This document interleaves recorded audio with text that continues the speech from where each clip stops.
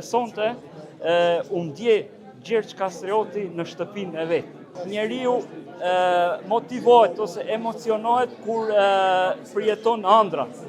Është një moment ma gjeps, është shumë i nevojshëm, sepse neve të orientohemi dhe të ndritim monumentet ose figurat që na unifikojnë, sepse e dim ku jetojmë, e dim çfarë komshi kemi, të cilët me përpjekje të mëdha, me investime të mëdha, bëjnë çmos që ne të përçahemi dhe të dobësohemi. Ndërsa ky momenti këtu, sidomos këtë e kemi pas që moti në ëndër që ambasada ose konsulli i Kosovës të marri rolin pikërisht të tillë që u bë sonte dhe sonte u ndje Gjergj Kastrioti në shtëpinë e vet.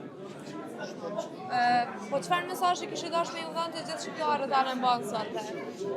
Unifikim, bashkim, mes veti të zhvillojnë në maksimum dialogun demokratik, se nga i herë ndodh edhe në familje ka përçarje me orientimesh subjektesh, t'i lënë anash dhe të forcojnë elementin që i bën të fortë, që është i pakontestueshëm, që është demokrat dhe ka vlera tona autoktone njëkohësisht vlerat evropiane.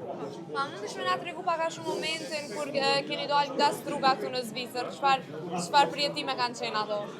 Po, kanë qenë përjetime jo të këndshme, sidomos njeriu motivohet ose emocionohet kur përjeton ëndrat, kur i rishikon ëndrat. Dhe tani, si fëmijë, ti ke veç ëndra të mira, ëndra të këndshme. Dhe ato ëndra, domethënë që i përjeton ato, ta them kështu shkencërisht, aerozolet e ajrit që i ke thith në atë moshë të vogël, ata të mbesin për gjithë jetën në trupin tënd, mendoj unë. Dhe janë të pashkëputura dhe sa herë që shkojmë me dhimbje kthehemi. Shpresojmë që kjo të ndryshojë, që tani të fillojmë të mendojmë për anën e kundërt të veprojmë.